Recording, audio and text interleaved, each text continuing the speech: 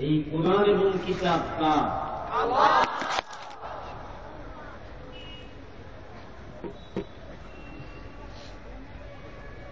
আল্লাহ কি আছে?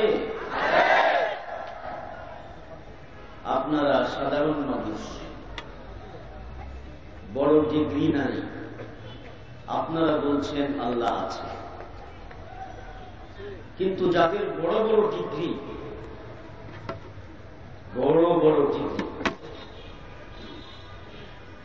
তাদের একজনের নাম যদি বলি আপনারা অবাক হয়ে যাবেন। বর্তমান পৃথিবীর সবচেয়ে শ্রেষ্ঠ পদার্থ বিজ্ঞান, তার নামটা কি বলুন তো?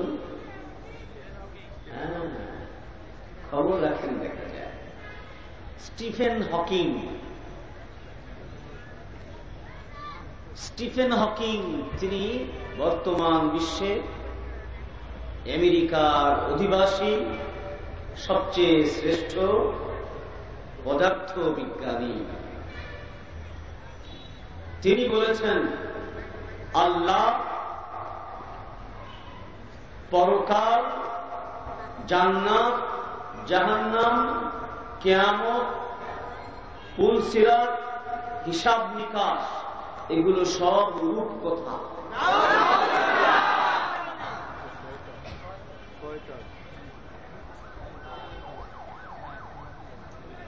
সে জন্ম নিয়েছিল খ্রিস্টান পরিবারে। খ্রিস্টান পরিবারে জন্ম নিয়েছিল এই বিজ্ঞানী। খ্রিস্টান কাকে বলে? যারা তিন খোদায় বিশ্বাসী। কয় খোদা? তিন খোদা কিভাবে? একজন হলো আল্লাহ, আর একজন হলো মেরি, আর একজন হলো যিশু। তিন খোদা। কেউ কেউ বলল খোদা আবার তিনজন হয় কি করে? একটা দেশের প্রধানমন্ত্রী কি তিনজন হয় না একজন? প্রেসিডেন্ট তিনজন হয় না একজন? এই প্রশ্নের সদুত্তর দিতে না পেরে এরপর তারা বলল ওই তিনে মিলে এক। তখন বলল তাহলে যে তিনজন বললাম ওই একের মধ্যেই তিন, তিনে মিলে এক, একের মধ্যে তিন। এই জগা খিচুড়ির ধর্মের নাম হল খ্রিস্টান ধর্ম। বাবুর্চির বাহাসের কথা শুনেছেন একটু আগে বয়ানে, আপনারা দেওবন্দের এক বাবুর্চির কথা শুনেছেন না? খ্রিস্টানদের সাথে একটা বাহাস হয়েছিল। সেই বাহাসে বাবুর্চি তো বড় সড়ো, ছোটখাটো একজন তালেব এলেম, সে এক খ্রিস্টান পাদ্রীর সাথে বাহাস শুরু করে দিল, আমি প্রমাণ করব যে তোমাদের তিন খোদা এটা একেবারে ভ্রান্ত খোদা, এর কোন অস্তিত্ব নাই।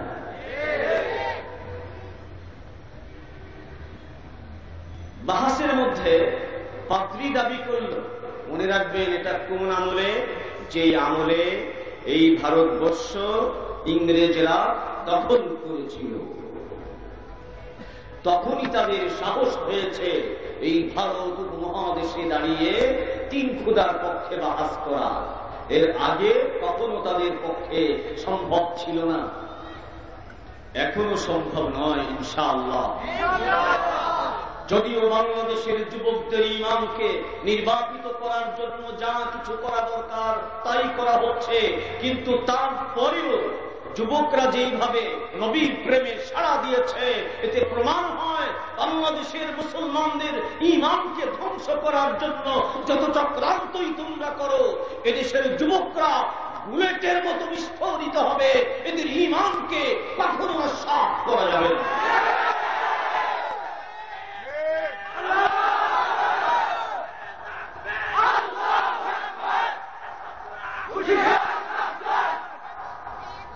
সেই বাচ্চা আসলেই বাচ্চা, তার তো ওই রকম কোন এলেম নাই। এলেম না থাকলেও ঈমানের জোর আছে। এই জোর নিয়ে সে দাঁড়িয়ে মোটামুটি ঘন্টা খানিক পাদ্রির সাথে বোঝাপড়া করেছে। পাদ্রি তো বুড়ো, সে তো অনেক প্যাচ জানে, ছোট্ট ছেলে তো এত প্যাচ জানে না, এজন্য মীমাংসা হচ্ছে না। তখন সেই বাহাসের মজলিসে উপস্থিত ছিল একজন কৃষক, একজন মুসলিম কৃষক। মনে রাখবেন, একজন খাঁটি মুসলিম কৃষক ওই রকম হাজার হাজার বিজ্ঞানী, ওই রকম হাজার হাজার পাদ্রীর চেয়ে অনেক বেশি জ্ঞানী। আমি প্রমাণ করব, কোরআনের আয়াতের দ্বারা প্রমাণ করব জ্ঞানী কাকে বলে। ভাইরা আমার, সেই কৃষক মঞ্চে উঠল, সমস্ত মানুষ পিন পতন নীরবতায় অপেক্ষা করছে কি হয়। একদিকে ঝানু পণ্ডিত পাদ্রী, অপরদিকে গ্রামের সাধারণ মূর্খ একজন কৃষক। যদিও তার মধ্যে জ্ঞান নেই, যদিও তার মধ্যে কিতাবী জ্ঞান নেই, যদিও তার মধ্যে একাডেমিক জ্ঞান নাই। জ্ঞান নেই মানে কোনো জ্ঞান নেই তা নয়, একাডেমিক কোনো জ্ঞান তার ভেতরে নেই, কিন্তু আসল জ্ঞান আল্লাহর সাথে যে মানুষের সম্পর্কের মাধ্যমে যে জ্ঞান এই অন্তরে স্থান নেয়, এই জ্ঞান ওই কৃষকের অবশ্যই আছে। একাডেমিক জ্ঞান নেই, সে ডিগ্রিও পাস না, ম্যাট্রিকও পাস না, 8 পাসও না, 1 পাসও না। স্কুলের বারান্দাও, তখন তো স্কুল হয়নি, তখন জ্ঞান ছিল একটাই, কোরআন এবং হাদিসের জ্ঞান। যেই কোরআন এবং হাদিসের কথা বিদায় হজের ভাষণে নবী করিম সাল্লাল্লাহু আলাইহি ওয়াসাল্লাম বলে গেছেন, এই বাংলাদেশে 80,000 প্রতিষ্ঠান ছিল, প্রত্যেকটা প্রতিষ্ঠান থেকে কোরআন এবং হাদিস শিক্ষা দেওয়া হয়।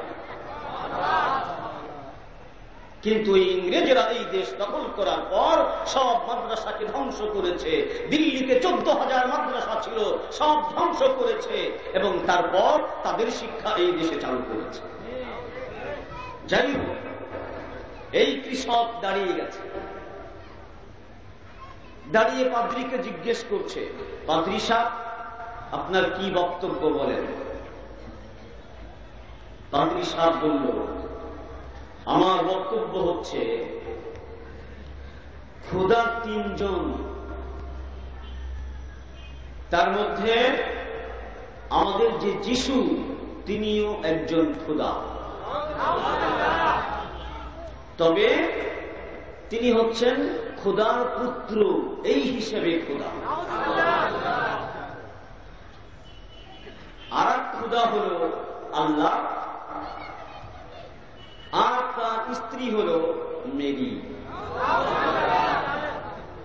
এই হচ্ছে আমার দাবি। দেখুন, ঝানু এক পণ্ডিতের সাথে গ্রামের কৃষক কিভাবে বাস করে। তখন এই কৃষক বলছে, আচ্ছা আপনার যে আল্লাহর পুত্র হল যিশু, বলুন তো আপনার এই আল্লাহর বয়স কতদিন হবে। কৃষকের প্রশ্ন, আল্লাহর বয়স কতদিন? যেহেতু বিয়ে করেছে, ছেলে পেলে হয়েছে, আমিও তো বিয়ে করেছি, আমার ছেলে পেলে হয়েছে, আমার একটা বয়স আছে। যে বিয়ে করে আবার ছেলে পেলে হয়, সে যাই হোক না কেন তার একটা বয়স আছে। বলুন আল্লাহর বয়স কতদিন? পাদ্রী এই প্রশ্নের কি উত্তর দেবে? পাদ্রী বলে, বয়স টয়স তো জানি না, তবে অনেক অনেক অনেক। অনেক কত একটা সংখ্যা ঠংখ্যা বলো তো, যার দ্বারা বোঝা যায় যে হ্যাঁ আসলেই অনেক বয়স। তো সে আর কোন সংখ্যা বলে না। বলুন আল্লাহর কোন বয়স আছে? হুয়াল আউয়াল ওয়াল আখির ওয়াল যাহির ওয়াল বাতিন ওয়া হুয়া বিকুল্লি শাইইন আলীম। আল্লাহ আদি অনন্ত, তার শুরু নেই, তার শেষ নেই। তিনি ছিলেন অনন্তকাল, তিনি আছেন অনন্তকাল, তিনি থাকবেন। আল্লাহর কোনো শুরু হয় না, আল্লাহর কোনো শেষ হয় না।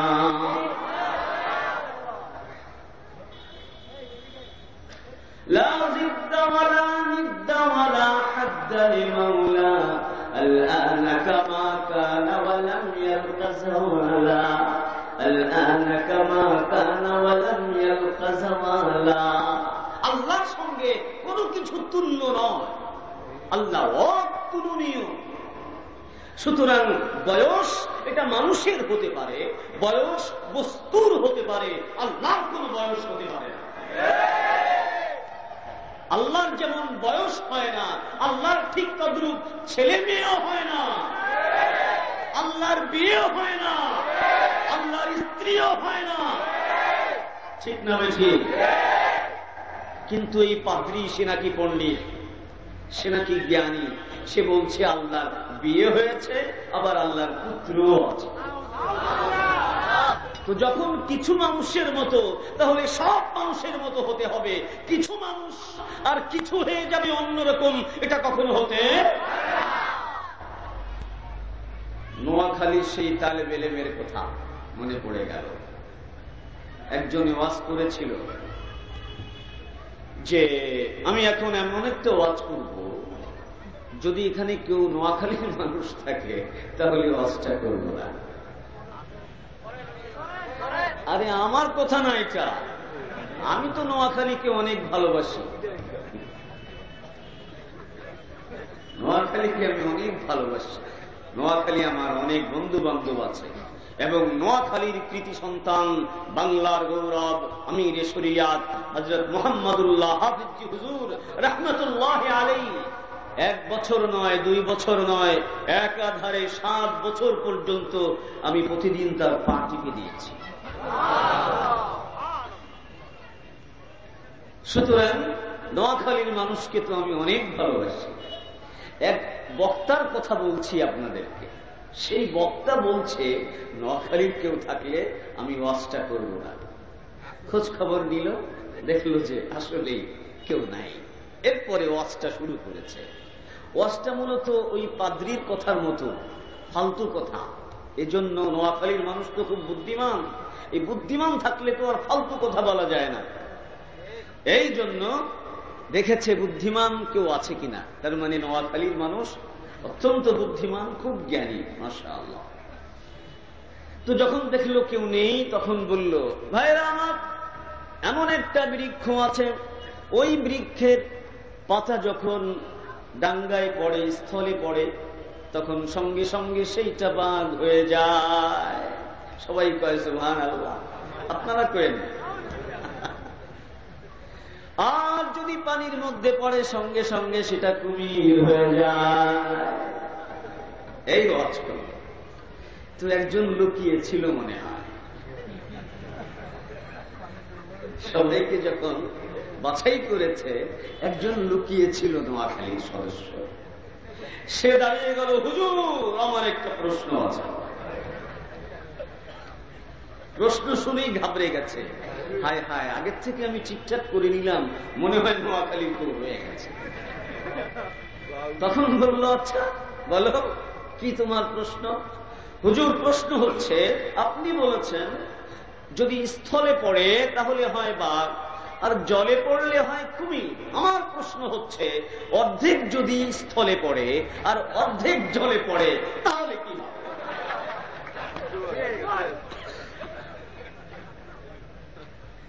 তখন তিনি সেখান থেকে পালিয়েছেন। বলছেন, বলেছিলাম যে এরকম মানুষ থাকলে আমি এখানে ওয়াজ করব না।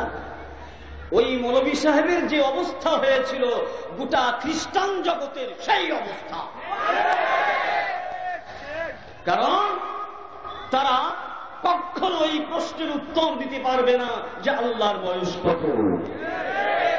তাহলে দেখুন, ওদের সমস্ত জারিজুরি ফাঁস করে দিয়েছে একজন গণ্ড মূর্খ মুসলিম কৃষক।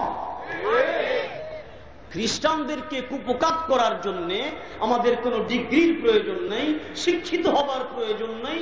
ওদেরকে কুপকাত করার জন্য একজন মূর্খ সাধারণ কৃষক মুসলমান, রিক্সাওয়ালা মুসলমান, ঠেলা গাড়িওয়ালা মুসলমান যথেষ্ট।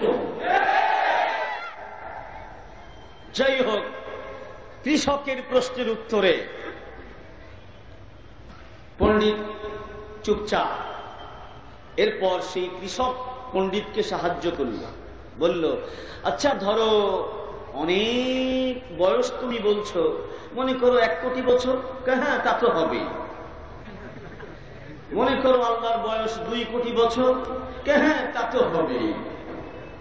মনে করো 100 কোটি বছর। হ্যাঁ, তা তো হবে। আচ্ছা ঠিক আছে, 100 কোটি ধরলাম। কৃষক বলল, 100 কোটি ধরলাম।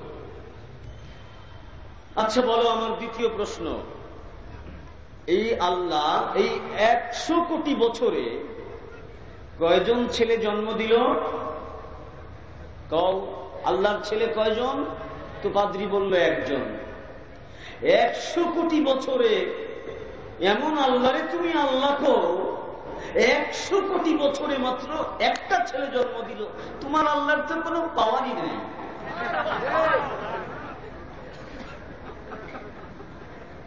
কি পাওয়ার তোমার আল্লাহ? 100 কোটি বছরে মাত্র একখান ছেলে, এটা কোনো পাওয়ার হলো? আরে তোমার ওই আল্লাহর চেয়ে তো আমার পাওয়ার বেশি।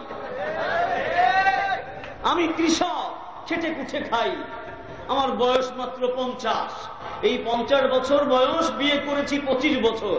এই 25 বছরে আমার 10টা ছেলে। 25 বছরে আমার ছেলে কয়টা? 10টা। সুতরাং আল্লাহর ছেলে এই কারণে যদি তাকে আল্লাহ বলতে হয়, তাহলে আমার ছেলে আছে 10টা। তাহলে ওই আল্লাহর চেয়ে তো আমার শক্তি বেশি। আমারই আল্লাহ ক, আর আমার ওই 10 ছেলেকে আল্লাহর বেটা ক। ভাইরা আমার, বলার সাথে সাথে হাজার হাজার মানুষ ছিল মাহফিলে, সকলেই তো তাকবীর দেওয়া শুরু করলো, নারায়ে তাকবীর, নারায়ে তাকবীর।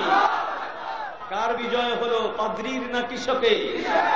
খ্রিস্টানের না মুসলমানের? মুসলমানের বিজয়। এই 3 খুদায় যারা বিশ্বাস করে, তাদের সম্বন্ধে আল্লাহ পাক পবিত্র কোরআনে আয়াত নাযিল করেছেন, লাকাদ কাফারাল্লাযীনা ক্বালু ইন্নাল্লাহা সালিসু সালাসা। যারা 3 খুদায় বিশ্বাস করে, ওরা কোন ধর্মের অনুসারী নয়, বরং ওরা সব কাফের। কে বলছেন? কোরআন মানি না মানি না? আল্লাহ বলছেন যারা 3 খুদায় বিশ্বাস করে তারা কি? আর কাফের মুসলমানের বন্ধু না শত্রু? আল্লাহ বলছেন, ইন্নাল কাফিরিনা কানু লাকুম আদুওয়ান মুবিনা। হে আমার মুসলিম জাতি, আমি তোমাদেরকে শত্রু আর বন্ধু ভালো করে চিনিয়ে দিচ্ছি, পরিচয় করিয়ে দিচ্ছি। খবরদার, জীবনের কোন বাকে তোমরা যেন ভুল করে বসে বন্ধুকে শত্রু আর শত্রুকে বন্ধু মনে করে বসো না। অতএব তোমরা জেনে নাও, যারা কাফের তারা সকলেই তোমাদের দুশমন। যত কাফের আছে সব মুসলমানের কি দুশমন, তারা মুসলমানের মঙ্গল চায় না। এই জন্যই তো মুসলমানের বিরুদ্ধে সব কাফেররা এক। ঠিক আছে? তাদের আক্রমণ শুধু আফগানিস্তানের উপরে হয়, তাদের আক্রমণ ইরাকের উপরে হয়, তাদের আক্রমণ লিবিয়ার উপরে হয়। কোন খ্রিস্টান দেশের বিরুদ্ধে, অন্য কোন ইহুদি, ইসরায়েল পৃথিবীর সবচেয়ে শ্রেষ্ঠ সন্ত্রাসী, ওই দেশের উপর কাফেরদের হামলা হয় না। কাফেরদের হামলা হয় শুধু মুসলমানদের উপর। এই কথা আজ থেকে 1500 বছর আগে হযরত মুহাম্মদুর রাসূলুল্লাহ সাল্লাল্লাহু আলাইহি ওয়াসাল্লাম সতর্ক করে গেছেন, বলে গেছেন, আল কুফরু মিল্লাতুন ওয়াহিদা।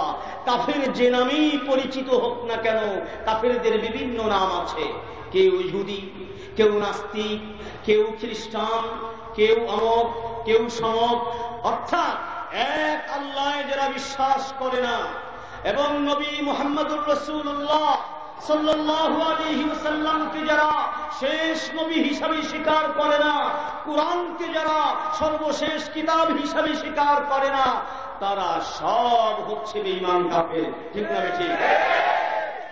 রাসূলুল্লাহ সাল্লাল্লাহু আলাইহি ওয়াসাল্লামের একটা হাদিস মনে পড়ে গেল। এই হাদিসে তবে মনে রাখবেন তাদের পরিচয় স্পষ্ট হলো, কিন্তু আমরা কারো সঙ্গে শত্রুতা পোষণ করি না। আমরা কারো সঙ্গে শত্রুতা পোষণ করি না, বরং আমরা বিশ্বাস করি তারাও আল্লাহর বান্দা, তাদের জন্যও আখেরি নবী হিসেবে এই পৃথিবীতে এসেছেন। তাদেরকে আমরা দাওয়াত দেই, তোমরা আল্লাহকে আল্লাহ বলে স্বীকার করো, নবীকে নবী বলে স্বীকার করো, কুরআনকে কুরআন বলে স্বীকার করো, কারণ এর বাইরে যদি থাকো তাহলে আখিরাতে নাজাত পাওয়ার কোনো উপায়। এটা আমার কথা নয়, আখেরি নবী মুহাম্মদুর রাসূলুল্লাহ সাল্লাল্লাহু আলাইহি ওয়াসাল্লাম তিনি এক হাদিসের ভেতরে স্পষ্ট রূপে ঘোষণা করেছেন, লা ইয়াসমাউ বি আহাদুন মিন হাযিহিল উম্মাহ ইয়াহুদিয়ান কানা আও নাসরানিয়ান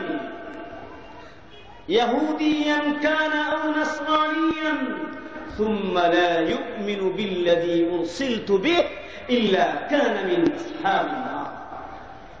সাংঘাতিক চূড়ান্ত কথা। ভাইরা আমার, আপনারা মুসলমান, এই ইসলামের এই কথা আমাদের কাছে, এই যে খুবাইবের শাহাদাতের কথা শুনলেন, আরো হাজার হাজার সাহাবায়ে কেরামের শাহাদাতের কথা শুনলেন, তাদের ওই খুনের পথ ধরে রক্তপথ মারিয়ে আমাদের পর্যন্ত এই ইসলাম এসেছে। বলুন ঠিক না ঠিক? আমাদের দায়িত্ব হবে আমাদের ঘাম ঝরিয়ে, প্রয়োজন হলে রক্ত ঝরিয়ে সারা পৃথিবীর সকল মানুষের কাছে মুক্তির এই পয়গাম, নাজাতের এই আহ্বান, ইসলামের এই দাওয়াত সকলের কাছে পৌঁছে দিতে হবে। जो दीन खून से मुलव्वस है, जो दीन खून से मुलव्वस है, उसके लिए कम से कम पसीना गिराना चाहिए, उसके लिए कम से कम पसीना गिराना चाहिए। এই দিনের প্রচারের জন্য সাহাবায়ে কেরাম যদি রক্ত দিতে পারেন, তাহলে এই দিনের প্রচারের জন্য আমরা কি একটু ঘাম ফেলতেও রাজি না? সবাই রাজি তো? মাশাআল্লাহ। ভাইরা আমার, আমি আপনাদের কাছে বলছিলাম সমস্ত মানব জাতি আল্লাহর বান্দা। ঠিক না ঠিক? সব মানুষ আল্লাহর বান্দা, সব মানুষ আল্লাহর বান্দা। সবাইকে আল্লাহ তৈরি করেছেন, আল্লাহ পাক মহব্বত করে তৈরি করেছেন, আল্লাহ পাক সকলকে জান্নাতে নিতে চান। ঠিক না বেঠিক? তবে জান্নাতে যেতে হলে আল্লাহকে আল্লাহর মতো করে চিনতে হবে। এই চেনার জন্য তিনি আখেরি নবী মুহাম্মদুর রাসূলুল্লাহ সাল্লাল্লাহু আলাইহি ওয়াসাল্লামকে পাঠিয়েছেন। সর্বপ্রথম পাঠিয়েছিলেন হযরত আদম আলাইহিস সালাতু ওয়াস সালামকে, সর্বশেষে হযরত মূসা আলাইহিস সালাম, তারপর ঈসা আলাইহিস সালাম, সর্বশেষ নবী করিম সাল্লাল্লাহু আলাইহি ওয়াসাল্লাম। আসুন, মূসা আলাইহিস সালামের উপর যে তাওরাত নাযিল হয়েছিল, এই তাওরাতের মধ্যে তিনি বলে গেছেন সর্বশেষ নবী হিসেবে একজন আসবে যার নাম হলো আহমদ, যার নাম হলো মুহাম্মদ। ইহুদিদেরকে বলে গেছেন তিনি যখন আসবেন তখন তোমরা তার অনুসারী হয়ে যাবে। কে বলেছেন? আল্লাহ। হযরত মূসা আলাইহিস সালাতু ওয়াস সালাম। আজকে ইহুদিরা কি কোরআনকে মেনে নিয়েছে? আমাদের নবীকে নবী মেনে নিয়েছে? তাহলে ওরা যে পর্যন্ত ইসলাম গ্রহণ না করবে, এই পর্যন্ত ওদের নবীর কথাই ওরা অমান্য করে যাচ্ছে। ঠিক না ঠিক? ওরা যখন কেউ ইসলাম গ্রহণ করে তখন সে তার নবীর কথা মান্য করে। তাহলে বলুন, ইসলাম গ্রহণ না করা পর্যন্ত ইহুদিরা তার নবীকে অমান্য করলো। যে তার নবীকে অমান্য করে তার জন্য জান্নাত না জাহান্নাম? একই কথা খ্রিস্টানদের ব্যাপারে। খ্রিস্টানদের যে নবী হযরত ঈসা আলাইহিস সালাতু ওয়াস সালাম, তিনি বনি ইসরাইলকে বলে গেছেন, শোনো আমার খ্রিস্টান জাতি, আমি চলে যাচ্ছি, আমার পরে সর্বশেষ একজন নবী আসবেন, তার নাম আহমদ, তার নাম মুহাম্মদ, আমার পর তোমরা তার অনুসারী হয়ে যাবে। যে পর্যন্ত খ্রিস্টানরা তাদের ওই ভ্রান্ত বাইবেল, ভ্রান্ত ইঞ্জিল ওটাকে বর্জন করে সর্বশেষ এবং সর্ববিশুদ্ধ কিতাব এই কোরআনকে গ্রহণ না করবে, আখেরি নবীকে নবী হিসেবে স্বীকার না করবে, সে পর্যন্ত তারা তাদের নবীকেই অমান্য করে যাচ্ছে। ঠিক না? যারা নিজের নবীকে অমান্য করে সে কোনোদিন জান্নাত পেতে, ঠিক না বেশি?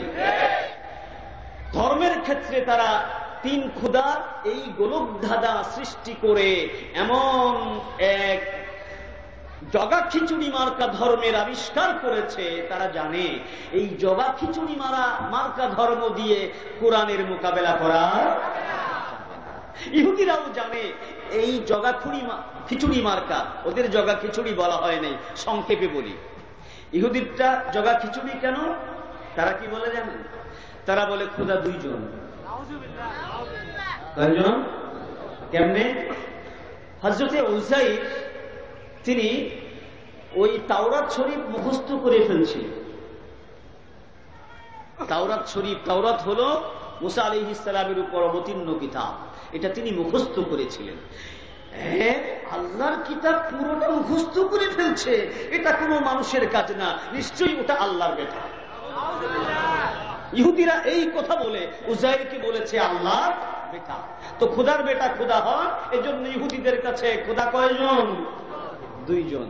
ভাইরা আমার, এই যুক্তি যদি ভালো যুক্তি হতো, এই যুক্তি যদি গ্রহণযোগ্য হতো, তাহলে নাউজুবিল্লাহ বলুন তো, সারা পৃথিবীর কথা বাদ দিলাম, এই বাংলাদেশে প্রায় 5 লক্ষ মসজিদ আছে, ঠিক না বেশি? এই 5 লক্ষ মসজিদে যদি খতম তারাবি নাও হয়, 2 লাখ বাদ দেন, রইল কত? 3 লাখ। 3 লাখ মসজিদে খতম তারাবি হয় বাংলাদেশে, ঠিক না বেশি? 3 লাখ মসজিদে খতম তারাবি পড়ার জন্য কোন মসজিদে হাফেজ 3 জন, কোন মসজিদে 2 জন, কোন মসজিদে 4 জন। আমি যেই মসজিদের খতিব গুলশানে, সেই মসজিদে 5 জন। তাহলে গড়ে 3 জন করে হাফেজ আছে সমস্ত মসজিদে। তো 3 জন করে যদি থাকে, তাহলে যারা তারাবির নামাজ পড়ায় সেই সমস্ত হাফেজের সংখ্যা কত হয়? 9 লক্ষ। এর বাইরেও হাফেজ আছে এর চেয়ে কম পক্ষে 5 গুণ। কম পক্ষে কয় গুণ? 5 গুণ। তো 5 নং কত হয়? 45। তার মানে প্রায় 50 লক্ষ, অর্ধ কোটি মুসলমান শুধু এই বাংলাদেশেই সমস্ত কোরআন প্রথম থেকে শেষ পর্যন্ত তিলাওয়াত করতে পারে, মুখস্থ না দেখে। সুতরাং খোদার কিতাব না দেখে প্রথম থেকে শেষ পর্যন্ত পড়তে পারা যদি খোদার বেটা হওয়ার দলিল হয়, তাহলে তো বাংলাদেশেই প্রায় 50 লক্ষ খোদার বেটা আছে। এটা কোন যুক্তি হলো? তাহলে ভাইরা আমার, ওরাও মুশরিক হয়ে গেছে, খোদার কোন শরীক নাই, ঠিক না? খোদাকে চিনতে কি লাগে? খোদাকে চিনো না? চোখ কি অন্ধ? কান কি বধি? হৃদয় কি পঙ্গু? বোঝো না? খোদাকে চিনো না? খোদাকে চিনতে চাও? আমার প্রশ্নের উত্তর দাও। অনেকে বলে, আমার একজন পরিচিত মানুষ ছিলেন, তিনি খুব জ্ঞানী মানুষ ছিলেন, বর্তমান পৃথিবীর হিসাব অনুযায়ী খুব জ্ঞানী। একদিন তার পাশে বসে খাচ্ছি, তিনি আমার আত্মীয়, পাশে বসে খাচ্ছি। আমি মাদ্রাসায় পড়ি তখন, ছাত্র, আমি লালবাগ মাদ্রাসার ছাত্র তখন। ওই যে সেই যুগেই হাফেজ হুজুর রহমতুল্লাহ আলাইহির সোহবতে থাকা শুরু হয়েছে, ওই সময়টা। তো তিনি আমার আত্মীয়, খাচ্ছি পাশাপাশি, উনি আমাকে পেলেই শুধু খোঁচা। এই যে আমি যে নামাজ পড়ি, আমি যে আল্লাহকে মানি, আমি যে মাদ্রাসায় পড়ি, এটা ওনার বরদাস্ত না, খালি খুঁচান, খালি খুঁচান। একবার আমাকে বলতেছে, তুমি যে আল্লাহকে মানো, আল্লাহরে দেখছো?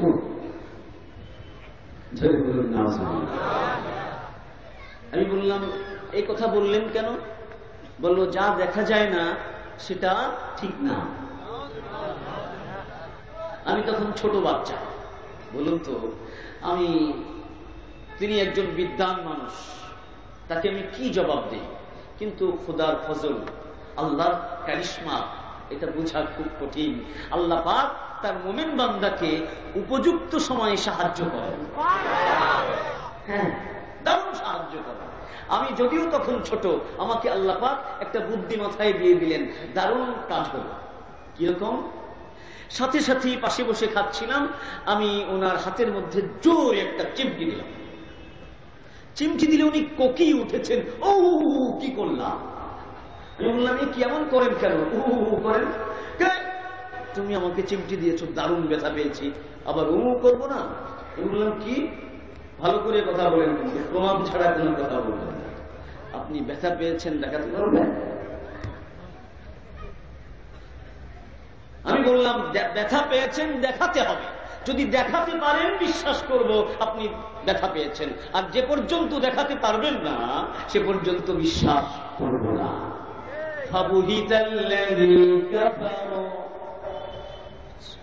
তখন কি হলো? হতভম্ব হয়ে গেল। নমরুদের কাহিনী তো শুনলেন, নমরুদেরও এইরকম হতভম্ব হওয়ার একটা কাহিনী আছে পবিত্র কোরআনে, বলবো? ইব্রাহিম আলাইহিস সালাম তাকে বুঝালেন, শোনো, তুমি রব না, তুমি খুদাও না, খুদা হচ্ছেন আমার খুদা, সারা পৃথিবীর খুদা, তিনি তার আসনে আছেন, তুমি খুদা না। তখন সে বলল, আমি ছাড়া আবার কে খুদা আছে? তোমার খুদার পরিচয় দাও। ইব্রাহিম আলাইহিস সালাম বললেন, আমার খুদার পরিচয় হলো তিনি প্রতিদিন পূর্ব দিক থেকে সূর্যোদয় ঘটান, এলো আমার খুদার পরিচয়। অতএব তুমি যদি খুদা হয়ে থাকো তাহলে একদিনের জন্য পশ্চিম দিক থেকে সূর্য উঠাও। আল্লাহ পাক এরপরেই আয়াতে বলেন, فإن الله يأتي بالشمس من المشرق فأت بها من المغرب فبهت الذي كفر। বলুন তো নমরুদ কেন? নমরুদের বাবার শক্তি আছে পশ্চিম দিক থেকে সূর্য উঠাবার? নাই। এজন্য আল্লাহ পাক বলছেন, যখন সে পারল না পশ্চিম দিক থেকে সূর্য উঠাবার, তখন নমরুদের অবস্থাটা কি হয়েছিল আল্লাহ পাক এই শব্দের মাধ্যমে সেটা বর্ণনা করছেন। কাফের হতভম্ব হয়ে গেল, তার মুখ বন্ধ হয়ে গেল, ফ্যাকাশে হয়ে গেল, কিম্ভূত কিমাকার হয়ে গেল, আমসত্ব হয়ে গেল, তার মুখে কোনো কথা নেই। আমার সেই পরিচিত লোকটা, তারও একই অবস্থা হলো, তিনি আর কথা বললেন না। তিনি আস্তে উঠে চেয়ার থেকে খাওয়া বাদ দিয়ে আমার পাশ থেকে চলে গেলেন, বললেন, তুমি ছোট মানুষ, তুমি কিছু বোঝো না। আমি বললাম, আমি তো বুঝলাম যে যেটা দেখা যায় না সেটাও বিশ্বাস করতে হয়। যেমন আপনি দেখাতে পারলেন না কিন্তু ব্যথাকে আপনি বিশ্বাস করেছেন, ঠিক তদ্রূপ আল্লাহকে দেখা যায় না কিন্তু আমার দিল বলে আল্লাহ আছে। আমি আপনাদেরকে একটা প্রশ্ন করি, বলুন, আল্লাহকে দেখতে মন চায় না চায় না? বলেন, দেখতে মন চায় না চায় না? তবে হ্যাঁ, ভণ্ড দেওয়ানবাগির মতো না, সে তো দুনিয়াতেই তার মুরিদদেরকে আল্লাহকে দেখায় দেয়। সাবধান সাবধান, দুনিয়াতে যদি আল্লাহকে দেখেন তাহলে কিন্তু সব বেঈমান হয়ে মারা যাবে। কারণ আল্লাহ পাক পবিত্র কোরআনে বলেছেন, যালিকাল কিতাবু লা রাইবা ফীহি الذين يؤمنون بالغيب الذين يؤمنون بالغيب। মুমিন তারা যারা আল্লাহকে না দেখে বিশ্বাস করে। আপনারা আল্লাহকে দেখেছেন? আমরা না দেখে বিশ্বাস করি।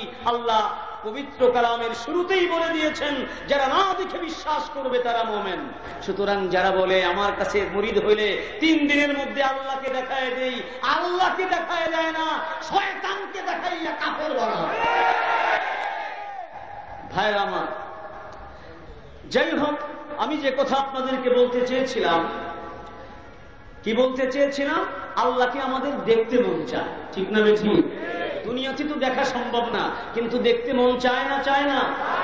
যেই জিনিসের অস্তিত্ব নাই ওই জিনিস মানুষ কখনো কল্পনা করতে পারে না। মনে রাখবেন যুক্তিশাস্ত্রের কথা, যেই জিনিসের অস্তিত্ব নাই মানুষ ওই জিনিস কখনো কল্পনা করতে পারে না। যেহেতু পৃথিবীর লাখ লাখ মানুষ, কোটি কোটি মানুষ আল্লাহকে দেখতে চায়, আল্লাহকে দেখতে চায়, আল্লাহর কথা কল্পনা করে, বোঝা গেল আল্লাহ আছেন। ভাইরা আমার, আল্লাহ আছেন এটা বুঝার জন্য বেশি জ্ঞানের প্রয়োজন হয় না। আরবের একজন সাধারণ রাখালের কথা যদি আপনাদেরকে বলি, তাহলে দেখবেন ওই রাখাল বর্তমান বিশ্বের বড় বড় বিজ্ঞানীর চেয়ে অনেক মহাজ্ঞানী। কিভাবে? আমি তো বর্তমান বিশ্বের সবচেয়ে শ্রেষ্ঠ বিজ্ঞানীর কথা আপনাদেরকে বললাম, সে বলছে আল্লাহ নাই। দেখুন আরবের একজন সাধারণ বেদুইন, একজন রাখাল যে উট চড়ায় আর বকরি চড়ায়, তাকে একজন জিজ্ঞেস করেছে, আচ্ছা তুমি যে আল্লাহকে মানো, তোমার কাছে কোনো দলিল আছে? হ্যাঁ অবশ্যই দলিল আছে, বলুন সুবহানাল্লাহ। কিভাবে? বললো দেখো যেখানে একটা উটের পায়খানা পড়ে আছে, দেখতে পাচ্ছ? হ্যাঁ দেখতে পাচ্ছি। এখানে কোনো উট আছে? উট নেই। তাহলে বলো এই উট দেখে, পায়খানা দেখে বোঝা যাচ্ছে না যে নিশ্চয়ই কোনো উট ছিল যে পায়খানা করে গেছে? হ্যাঁ তা তো বোঝা যায়। দেখো অনেকগুলো মানুষের এখানে পায়ের চিহ্ন দেখা যাচ্ছে, কিন্তু এখানে কি অনেক মানুষ আছে না তুমি আর আমি? কেনা অন্য মানুষ তো নাই, তুমি আর আমি। তো এই চিহ্নগুলো দেখেই বোঝা যাচ্ছে যেখানে অনেকজন মানুষ ছিল। এইভাবে তিনি দুটো কথা বলে এরপরে বললেন আরবিতে, সেই কথাটি কিতাবে সংরক্ষিত আছে, আল বারাতু তাদুল্লু আলাল বাইত ওয়াল আতরাতু তাদুল্লু আলাল মাসির ওয়াস সামাউ যাতুল আবরাজ ওয়াল আরদু যাতুল ফিজাজ কাইফা লা তাদুল্লু আলাল আলিমিল খাবীর। যদি পদচিহ্ন দেখে মানুষকে চেনা যায়, যদি উটের পায়খানা দেখে উটকে চেনা যায়, তাহলে এই মহান আকাশ, এই মহান জমিন, এই বিশাল বিস্তৃত জমিন, এই সূর্য, এই নক্ষত্র হাজার হাজার নয় লক্ষ লক্ষ বছর ধরে একই নিয়মে পরিচালিত হচ্ছে। এগুলো কে তৈরি করলো? নিশ্চয়ই কেউ তৈরি করেছে। এগুলো যে তৈরি করেছে সেই হচ্ছে আল্লাহ। ঠিক না বেশি? ভাইরা আমার, আমরা সকলেই বুঝি এখন জ্ঞানের যুগ বলে। জ্ঞানের যুগ না অন্ধকারের যুগ। আমি যদি সুযোগ পেতাম আপনাদের সামনে প্রমাণ করতাম এটা জ্ঞানের যুগ নয়, বিজ্ঞানের যুগ, জ্ঞানের যুগ নয়। বর্তমান বিজ্ঞানের যুগ এটা অজ্ঞতা এবং মূর্খতা। আসল জ্ঞানের যুগ তৈরি করে দিয়ে গেছে পবিত্র কোরআন। জয় বলুন ঠিক না বেশি? কিভাবে এটা প্রমাণ করতে অনেক সময় লাগে। আপনারা, আমি এই কথাগুলো কেন বলছি? এজন্য বলছি আজকে আমাদের ঈমানকে ধ্বংস করার জন্য বিশ্বব্যাপী চক্রান্ত শুরু হয়েছে। আমরা বুঝে শুনে আমাদের ঈমানকে রক্ষা করতে চাই। কোন বিজ্ঞানীকে, কোন নাস্তিককে, কোন বুদ্ধিজীবীকে এই দেশের মুসলমানদের ঈমান ধ্বংস করার সুযোগ দেওয়া হবে না। ভাইরা আমার, যদি আমরা কোনো লেখা দেখি, লেখা দেখে লেখককে চেনা যায় কিনা? যেটা আমার আগে হুজুর বলে গেলেন, দরসফুল মখফি মানম চুবু ইয়াকুল দরবারগে গুল, দরসফুল মখফি মানম চুবু ইয়াকুল দরবারগে গুল, হর কে দীদান মাইলে দারত দরসফুল বিনদ মুরা, হর কে দীদান মাইলে দারত দরসফুল বিনদ মুরা। এই অস্ত্র শুনেছেন? মানুষ একজন কবি কবিতার দ্বারা চেনা যায়, ঠিক না বেঠি? লেখা দেখে লেখক চেনা যায়, ঠিক না বেঠি? যেমন যদি কারো কবিতার মধ্যে এমন শব্দ পাওয়া যায় যে আজানের শব্দ হলো বেশ্যার চিৎকারের মতো, এইরকম যদি কেউ বলে, তাহলে এই লেখা, এই কবিতা দেখেই বোঝা যায় ওই লেখক একটা নাস্তিক। কোন নাস্তিক ছাড়া এইরকম কবিতা লিখতে, ঠিক না বেশি? তো লেখা দেখে লেখক চেনা যায়। ঠিক অনুরূপ ভাবে নির্মাণ দেখে নির্মাতাকে চেনা যায়। যদি আমরা এখন কেউ বলি এই যে খিলগাঁও ওভারব্রিজ, এটা কেউ তৈরি করে নাই, এর পেছনে কোনো মিস্ত্রি নাই, এর পেছনে কোনো বাজেট নাই, এটা এমনি এমনি তৈরি হয়েছে। আপনারা কি আমাকে কি বলবেন? ভালো বলবেন না পাগল বলবেন? অনুরূপ ভাবে বঙ্গভবন কেউ তৈরি করে নাই, ওটা এমনি এমনি তৈরি হয়েছে। সংসদ ভবন কে বলেছে এর পেছনে কোনো বাজেট আছে, এর পেছনে কোনো প্ল্যান আছে, এর পেছনে কোনো ইঞ্জিনিয়ার আছে? কোনো কিছু নাই। হঠাৎ একদিন এই সংসদ ভবন তৈরি হয়ে গেছে। বিশ্বাস করবেন? কেউ বিশ্বাস করবেন না।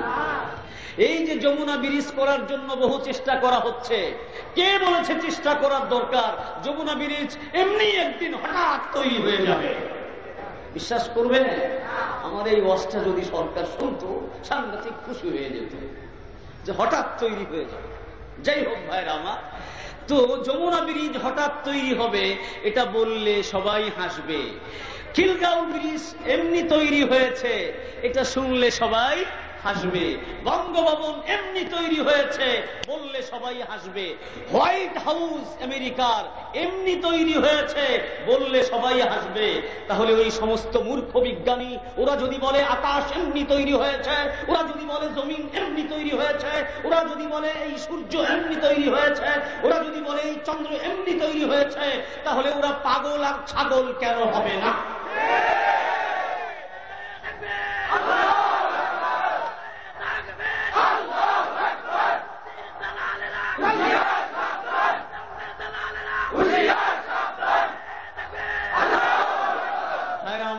আল্লামা ইকবালের কথা মনে হয়ে গেল। আল্লামা ইকবালের নাম কাম শুনে তাকে দেখার জন্য কিছু নাস্তিক তার কাছে এসছে। কারণ তার প্রত্যেকটা কবিতার ভিতরেই কি রয়েছে?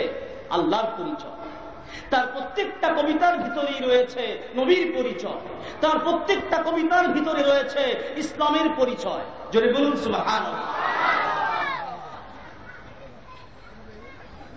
এই জন্য তার কবিতা পড়ে কিছু নাস্তিক তার সাথে বাহাস করার জন্য, চ্যালেঞ্জ নিয়ে দেখা করার জন্য আসছে। এসে জিজ্ঞেস করে, মনে রাখবেন কবি ইকবালের নিজস্ব কোনো বাড়ি ছিল না। কবি ইকবাল বাবার খুব ভক্ত ছিল, বাধ্য ছিল। বাবা তাকে ওসিয়াত করেছিল, খবরদার তুমি নিজের নামে কখনো স্থাবর সম্পত্তি গ্রহণ করবে না। ওয়ারিশ সূত্রে যেটা তিনি পেয়েছিলেন সেটা তিনি তার ছোট ভাইকে দিয়ে দিয়েছেন। স্থাবর কোন সম্পত্তি তিনি রাখেন নাই সারা জীবন। এবং ম্যাট্রিক পাশ করার সাথে সাথে যেদিন ওনার ম্যাট্রিকের রেজাল্ট বের হয় তার পরের দিন তিনি প্রথম বিয়ে করেন। বয়স মাত্র 16। বয়স মাত্র 16। কেন? বাবার আদেশ পালন করার জন্য। বাবা বলেছেন বিয়ে করতে হবে। দেখুন উনি কিন্তু কোনো মোল্লা না, উনি একজন ব্যারিস্টার। লন্ডনে উনি বারেট ল ডিগ্রি অর্জন করেছেন। উনি একজন বিশ্ববিখ্যাত কবি। কিন্তু উনি বাবার আদেশ পালন করে ইসলামের আদেশ রক্ষা করার জন্য তিনি ম্যাট্রিক পাস যেদিন করলেন, যেদিন ফল বের হয়েছে তার পরের দিন তিনি বিয়ে করেছেন। ভাইরা আমার, ছোট্ট বয়সে যদি আমাদের এই দেশের যুবকদেরকে বিয়ে দেওয়া যেত তাহলে আমাদের দেশে যতই টিচিং হয়, এই দেশের যুবতী এবং ছাত্রীদের উপর যে নির্যাতন হয়, তাদের যে অসময়ে অপহরণ করে নির্যাতন করে ধর্ষণ করে হত্যা করা হয়, এই হত্যা ধর্ষণ থেকে এই দেশের ছাত্রী এবং নারী সমাজ রক্ষা পেত। কিন্তু বিয়ে করছে কবে? কেউ কেউ আবার নিজেকে খুব দামি মনে করে যে আমি চিরকুমার। চিরকুমার এর অর্থ হচ্ছে মহাশয়তান। চিরকুমার মানে কি? মহাশয়তান। কারণ সে বিয়ে না করে যে এই যৌন কামনা বৈধ স্থানে চরিতার্থ করত, এটা না করে সে অবৈধভাবে হাজারো জায়গায় চরিতার্থ করেছে। সে একটা লম্পট ছাড়া আর কিছু নয়। এটার প্রমাণ দিয়েছে খ্রিস্টান জগতের পাদ্রীরা। প্রমাণ দিয়েছে পাদ্রীদের নামে এত কেস, ধর্ষণের কেস, এত কুমারী মাতার জন্ম দিয়েছে এই পাদ্রীরা, এত অবৈধ সন্তান জন্ম দিয়েছে এই পাদ্রীরা। ওই ক্লিনটন যখন ছিল সে আর কি বিচার করবে, সে নিজেই তো এই অপরাধী, ঠিক না? বুশ যখন ছিল সেও এই বিচার করতে করতে হয়রান হয়ে গেছে। এখন যে ওবামা আছে সেও পাদ্রীদের বিচার করতে করতে হয়রান হয়ে গেছে। পাদ্রীরা বিয়ে করে না, তারা চিরকুমার, কিন্তু তাদের গির্জায় যারায় যা এই সমস্ত শিশু কিশোরী মেয়েদেরকে ধর্ষণ করে করে, হাজার হাজার ধর্ষণ করে, এ পর্যন্ত প্রায় কয়েক লক্ষ কেস পাদ্রীদের বিরুদ্ধে, ধর্ষণের কেস পোপ বেনেডিক্ট তার কাছে জমা হয়েছে। সুতরাং বুঝা গেল বিয়ের বয়স হলে বিয়ে দিয়ে দেয়া এটা হচ্ছে মানবতার ধর্ম, এটাই ইসলামের নির্দেশ, এটাই আল্লাহর নির্দেশ। নবী করিম সাল্লাল্লাহু আলাইহি ওয়াসাল্লাম এক হাদিসের মধ্যে এই জন্য বলেছেন, যদি তোমাদের সন্তান জন্ম নেয় তোমাদের প্রথম দায়িত্ব একটা সুন্দর নাম রাখবে। সন্তান জন্ম নিলে প্রথম দায়িত্ব কি? একটা সুন্দর নাম রাখা। আমরা কি নাম রাখি? ডাব্লু টাবলু, ট্যাবলেট, বিপ্লব, টিপলব। হাই হাই রে, নাম শুনলেই ভয় লাগে। সুতরাং সে সন্ত্রাস করবে না তো কি করবে?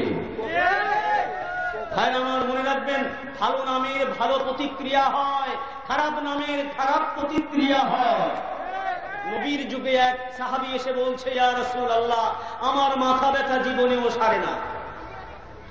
হুজুর সাল্লাল্লাহু আলাইহি ওয়াসাল্লাম বললেন, তোমার নাম কি? কয়, আমার নাম তো হার। কয়, তোমার মাথা যে এখনো আছে এই তো বেশি, তোমার মাথা তো ভেঙে চুরমার হয়ে যাওয়ার কথা। হার মানে হলো যুদ্ধ। হার মানে কি? যুদ্ধ। তো তোমার নাম হার, তো মাথা তো যুদ্ধ করতে করতে সারাক্ষণ গড়ে, এই জন্য তো ব্যথা করে। নাম পাল্টাও, তাহলে যুদ্ধ বন্ধ হয়ে যাবে, মাথা ঠান্ডা হবে। কি নাম পাল্টাবে? বলল, হুজুর আপনি একটা নাম রেখে দিন। তখন রাসূলুল্লাহ সাল্লাল্লাহু আলাইহি ওয়াসাল্লাম তার নাম রেখে দিলেন সাহাল। হারবের পরিবর্তে কি? সাহাল।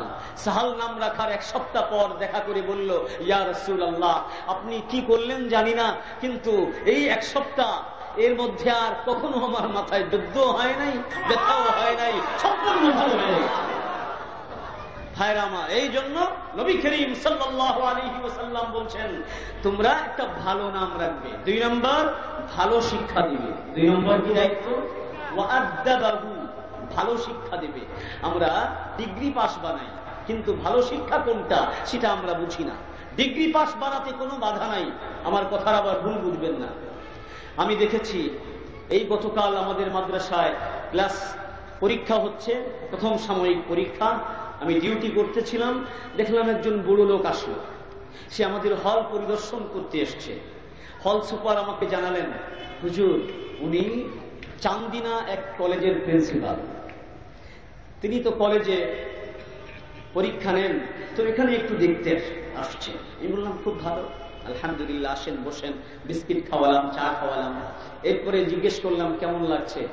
বলল, হুজুর এত গাদাগাদি করে ছাত্র বসিয়েছেন, এক এক বেঞ্চে 3 জন, এর পরের বেঞ্চের মধ্যে এক বিগত খালিও নেই। মনে করুন একটা মাদ্রাসা, ছাত্র হলো 3000-এর উপরে, আলহামদুলিল্লাহ। মসজিদ তো বিশাল, নিচে একটা হল রুম, উপরে আর একটা হল রুম, এইভাবে গাদাগাদি করে বসানোর পরেও হয় না। কি করব আমরা? আমাদের তো জায়গা নেই। এই সকল মাদ্রাসার জন্য তো 1 টাকা সরকারি বাজেট নাই, আছে? এই যে একটা মাদ্রাসার উদ্যোগে আজকের এই মাহফিল, এই মাদ্রাসার জন্য সরকারের 1 পয়সাও বাজেট নেই, ঠিক না? ঠিক। বাজেট কি দেবে? বাজেট দেওয়া তো দূরের কথা, কেউ কেউ বলেই ফেলছে এখানে নাকি জঙ্গি তৈরি হয়, এগুলো বন্ধ করো। সুতরাং আমি সেই প্রিন্সিপালকে বললাম যে এই হলো আমাদের অবস্থা, এই জন্য গাদাগাদি করে বসিয়েছি। তখন তিনি বললেন, হুজুর যতই গাদাগাদি করে বসান, যদি আরো গাদাগাদি করাতেন তাহলেও কোনো অসুবিধা ছিল না। আমি পুরো হল ঘুরলাম, একটা ছেলে নকল করা তো দূরের কথা, ডানে বামেও তাকায় না। হায় আমার, এই যে প্রিন্সিপাল, তাকে দেখে আমার প্রিন্সিপাল মনে হয়নি, তাকে দেখে মনে হয়েছে তিনি কোন একটা মাদ্রাসার প্রিন্সিপাল অথবা মুহাদ্দিস। বলুন আলহামদুলিল্লাহ। বললাম, আপনার এই পরিবর্তন কেন? আপনি প্রিন্সিপাল, আপনার কোট থাকবে, প্যান্ট থাকবে, টাই থাকবে, কত কিছু থাকবে, দেখলেই বুঝে যাবে আপনি একজন স্মার্ট। তখন বলল, হুজুর আলহামদুলিল্লাহ, আমার একজন আলেমের সাথে সম্পর্ক আছে, আমি তার পরামর্শ মতো চলি, এই জন্য আমাকে দেখতে এরকম দেখা যায়। সুন্নত তরিকায় দাঁড়ি, 5 ওয়াক্ত নামাজ ঠিক মতো পড়ে, জোরে বলুন সুবহানাল্লাহ। এরপর তিনি আমাকে আরো অবাক করলেন। তিনি একটু বয়স্ক। বললেন, হুজুর আমার এক ছেলে জগন্নাথ ইউনিভার্সিটিতে শিক্ষক, জগন্নাথ ইউনিভার্সিটি, সেখানে শিক্ষক। আলহামদুলিল্লাহ, শেষ 24 ঘন্টা মাথায় পাগড়ি পরে। আলহামদুলিল্লাহ, যাত্রাবাড়ি মাদ্রাসার আশেপাশে গেলে আপনারা দেখবেন সেখানে আমাদের যে প্রিন্সিপাল, এই বাংলাদেশের অন্যতম শ্রেষ্ঠ আলেম, মজলিসে দাওয়াতুল হক বাংলাদেশের সম্মানিত আমির হযরতুল আল্লাম মাওলানা মাহমুদুল হাসান সাহেব দামাত বারাকাতুহুম, তার সাহচর্যে স্কুল কলেজ ভার্সিটির এমন কয়েকশো, প্রায় 5 থেকে 600 হাজারের কাছাকাছি হবে। তাদেরকে দেখলে আপনাদের মনে হবে তারা মাদ্রাসার ছাত্র অথবা মাদ্রাসার শিক্ষক, অথচ মাদ্রাসায় জীবনেও পড়ে নাই, তারা সব কলেজ ইউনিভার্সিটির ছাত্র অথবা শিক্ষক। জোরে বলুন সুবহানাল্লাহ। এই জন্যই নবী বলছেন, ওয়া'আদ্দাবাহু, ছেলের সুন্দর নাম রাখবে এবং তাকে উত্তম শিষ্টাচার শিক্ষা দেবে, উত্তম শিক্ষা দেবে। এটা হলো 2 নম্বর। বিয়ের কথা বলতে গিয়ে হাদিসের শুরু থেকে অন্য ওয়াজ মাঝখানে এসে গেল। আমি তো ইমানের কথাই বলতে চেয়েছিলাম, আপনাদের কষ্ট হচ্ছে? ভাইরা আমার, 3 নম্বরে আল্লাহ রাসূল সাল্লাল্লাহু আলাইহি ওয়াসাল্লাম বলছেন, ওয়াইদা বালাগা ফালিয়ুযাওয়াজ, সন্তান যখন প্রাপ্তবয়স্ক হবে তখন তার বিয়ের ব্যবস্থা করবে। প্রাপ্তবয়স্ক হলে কি করতে হয়? বিয়ের ব্যবস্থা করতে হয়। কেন? এই যে যৌবনের যে পাগলা ঘোড়া, এই পাগলা ঘোড়া যখন দৌড়ানো আরম্ভ করে তখন এটাকে নিয়ন্ত্রণ করা খুব কঠিন হয়ে পড়ে। মানুষ যৌন ব্যভিচারে লিপ্ত হয়ে চরিত্র ধ্বংস করে এবং দেহ ধ্বংস করে, সবকিছু ধ্বংস করে। এইডসের মাধ্যমে হাজার হাজার লাখ লাখ যুবক তারা কবরে চলে যাচ্ছে, লাশ হয়ে যাচ্ছে। ঠিক না ঠিক? এই সমস্ত ছেলেদের যদি চরিত্র রক্ষা করা হতো, এদেরকে যদি সময় মতো বিয়ে দেওয়া হতো, তাহলে খারাপ পাড়ায় যেত না, এইডস হতো না, অকালে মৃত্যুবরণ করতো না। জয় বলুন ঠিক না ঠিক? এই জন্য নবী করিম সাল্লাল্লাহু আলাইহি ওয়াসাল্লাম বলছেন, যখন বয়স হয়ে যায় তখন বিয়ে করো। যদি বিয়ে না করো আর এই কারণে তার দ্বারা কোনো যৌন অপরাধ ঘটে, হে বাবা মা শুনে রাখো, সে তো মজা নেবে, তোমার ছেলে মজা নেবে, অবৈধ কাজ করবে, কিন্তু তার শাস্তি, সেই অপরাধ, সেই গুনাহ তোমাদের আমলনামায় লেখা হবে। ছেলের আমলনামায় তো লেখা হবেই, কারণ সে নিজে অপরাধ করেছে, আর এই অপরাধের কারণ হয়েছে তার বাবা মা বিয়ে দেয় নাই সময় মতো। এই জন্য মা বাবাও অপরাধী হবে, তাদেরকেও ছেলের গুনার ভাগী হতে হবে। তাই আমার দেখেছেন, মানুষের চরিত্র রক্ষা করার জন্য হযরত রাসূল করিম সাল্লাল্লাহু আলাইহি ওয়াসাল্লাম কি চমৎকার ব্যবস্থা রেখেছেন। কিন্তু আজকে যারা বলে মনে করে আমি চিরকুমার, চিরকুমার এটা কোনো গৌরবের কথা নয়। এই প্রসঙ্গে আরো অনেকগুলো কথা আমার মনে পড়ে গেল, সব বলা যাবে না, এজন্য আমি তাড়াহুড়া করছি, রাত অনেক হয়ে গেছে। অনেক এমন শব্দ আমাদের সমাজে তৈরি করা হয়েছে যেগুলোকে সম্মানজনক মনে করা হয়, আসলে সেগুলো সম্মানজনক নয়। আমার কথা নয়, নবী করিম সাল্লাল্লাহু আলাইহি ওয়াসাল্লাম, তাকে আমরা সবাই মানি না? মানি না? নবীর কথা মানি না এমন কেউ এখানে আছেন? যেহেতু সব আমরা মুসলমান, অতএব নবীর সব কথাই এখানে আলোচনা করা যায়। ঠিক না বেঠিক? তিনি বলেছেন, ইউকালু লিররাজুল মা আ'কালাহু ওয়া মা আযরাফাহু ওয়া মা আজলাদাহু ওয়া লাইসা ফি কলবিহি মিসকালু যাররাতিন মিন খারদালিন মিন ঈমান। শেষ জামানায় এমন এক সময় আসবে যখন বিভিন্ন উপাধি দিয়ে মানুষের প্রশংসা করা হবে, অথচ যার প্রশংসা করা হচ্ছে তার মধ্যে ঈমানের চিহ্ন মাত্র নাই। তো যার মধ্যে ঈমান নাই, একজন মুসলমান তার প্রশংসা জীবনেও করতে পারে না। ঠিক না বেঠিক? এই যে আমাদের দেশে একজন নোবেল বিজয়ী হয়েছিল, তিনি সুদি কারবার করে নোবেল বিজয়ী হয়েছেন। আমাদের পত্র পত্রিকাগুলো তার বন্দনায় মাসখানিক পর্যন্ত যেন নিঃশ্বাস নিতে পারে না, এমন ব্যতিব্যস্ত হয়ে গেল। ঠিক না ঠিক? অথচ তিনি করেছেন সুদি কারবার। বলুন, সুদি কারবার যে করে, আল্লাহ তার বিরুদ্ধে যুদ্ধ ঘোষণা করেছেন। যে আল্লাহর বিরুদ্ধে যুদ্ধ ঘোষণা করে তার কোন প্রশংসা কোন মুসলমান করতে পারে?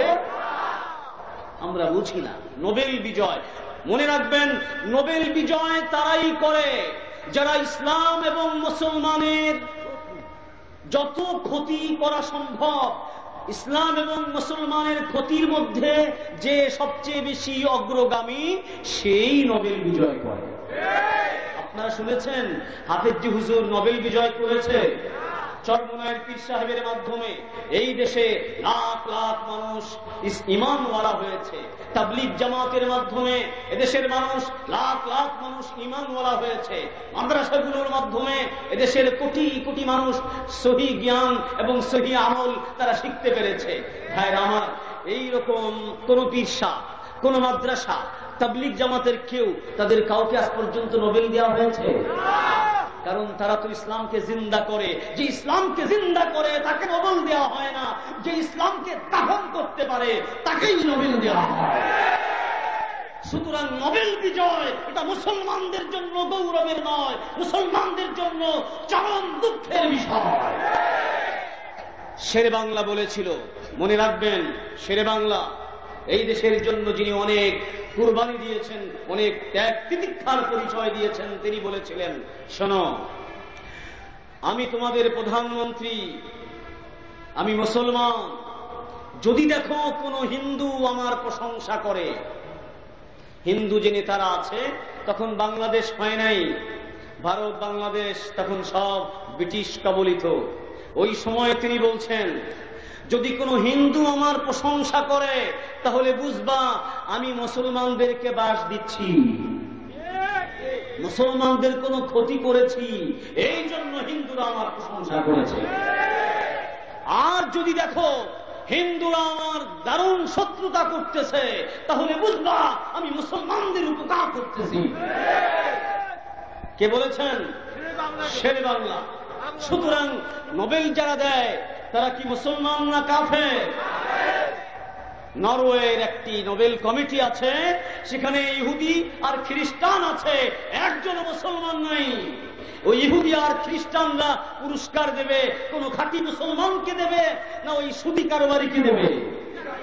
সুদি কারবারিকে দেবে। সুতরাং নোবেল বিজয় এটা কোন প্রশংসামূলক বিষয় নয়, মনে থাকবে তো। আরো একটা আছে বর্তমানে, মডেল গার্ল। আমাদের মেয়েরা মডেল গার্ল হওয়ার জন্য খুব পাগল। মডেল গার্ল মানে কি? হযরত তাকি উসমানী বিরাট বড় একজন ইসলামী বিশেষজ্ঞ এবং তিনি বিরাট বড় মুহাদ্দিস, তিনি সকল ভাষায় পারদর্শী এবং বিশ্বব্যাপী আন্তর্জাতিক ব্যক্তিত্ব। তিনি একটা চমৎকার কথা এই প্রসঙ্গে বলেছেন। তিনি বলেছেন, কি বিষয়টা জানি বলেছেন? হ্যাঁ, মডেল গার্ল। এই মডেল গার্ল এটার চেয়ে এত লাভজনক ব্যবসা বর্তমানে আর নাই। আপনারা দেখবেন লন্ডনের একজন পাইলট, তার চাকরি গেছে। কি কারণে জানেন? তাকে একটা পত্রিকা বলেছে যে তোমার, ওরা তো প্যান্ট পরে, তোমার প্যান্ট খুলে নিতম্বের একটা ছবি আমরা নেব এবং এটা পত্রিকার ফার্স্ট পেজে ছাপাবো। সে বলল, হ্যাঁ ঠিক আছে, কত দিবা? তুমি যত চাও। ঠিক আছে, তোমাকে $10 বিলিয়ন দেব।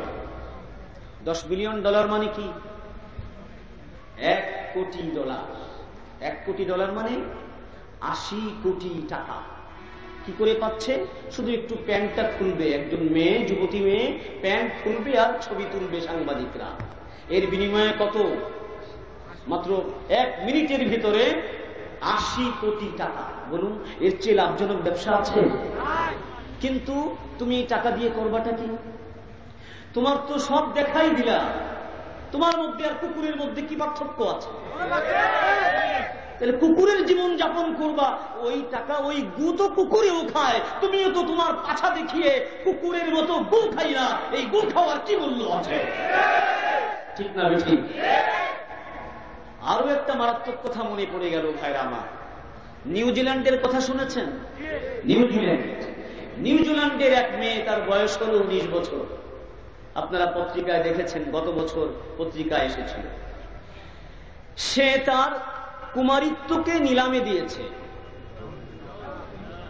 দেখেন, যেখানে আল্লাহ নাই, রসুল নাই, সেখানে যে এই নিকৃষ্ট কাজকর্ম কিভাবে একটা একটা করে ওরা আবিষ্কার করে। কারণ ওদের আবিষ্কারক তো শয়তান, শয়তান ওদেরকে সমস্ত কুবুদ্ধি দিয়ে এই সমস্ত অন্যায়গুলো ওদের দ্বারা করা। ঠিক না বেশি? সে তার কুমারিত্বকে নিলামে দিয়েছে। এটার অর্থ সবাই বোঝেন নাই মনে হয়, বুঝছেন? যদি আপনার একটা পুরান বাড়ি থাকে, ওখানে থাকবেন না, আবার ভয়ও করে, এখন ওটা আপনি বিক্রি করতে চান, অথবা বাধা আছে ব্যাংকের কাছে, ব্যাংক ওটা বিক্রি করে টাকা নিয়ে নিতে চায়, তখন কি দেয়? ওই বাড়িটাকে নিলামে দেয়। তো ওই মেয়েটা, সে তার লেখাপড়ার খরচ চালাতে পারছে না, গরিব মানুষ, লেখাপড়ার খরচ চালাতে পারে না। এই জন্য সে বলছে, হে দেশের যুবক ভাইরা, আমি এখনো কুমারী আছি, আমার এই কুমারিত্ব যে ভোগ করতে চাও, আমি নিলামে ডাকবো, যে যত বেশি দাম দিবা তাকে আমার এই কুমারিত্ব ভোগ করতে দেব। তো এক যুবক $37,000 দিয়ে এই কুমারিত্ব কিনে নিয়েছে মাত্র এক রাতের জন্য। কত বড় শয়তান দেখুন। আচ্ছা বলুন তো, সে লেখাপড়া করে করবেটা কি? নারীর আসল সম্পদ হচ্ছে তার সতীত্ব। এই সতীত্ব নিলামে দিয়ে লেখাপড়ার ডিগ্রি অর্জন করে সে করবেটা কি? আমি আপনাদেরকে জিজ্ঞেস করতে চাই, বলুন, ইজ্জত বড় না ডিগ্রি বড়? ইজ্জত বড় না ডিগ্রি বড়? ইজ্জত বড় না ডিগ্রি বড়? যেই ডিগ্রি অর্জন করতে হলে ইজ্জত বিক্রি করতে হয়, ওই ডিগ্রির চেয়ে মূর্খ থাকা অনেক শ্রেয়।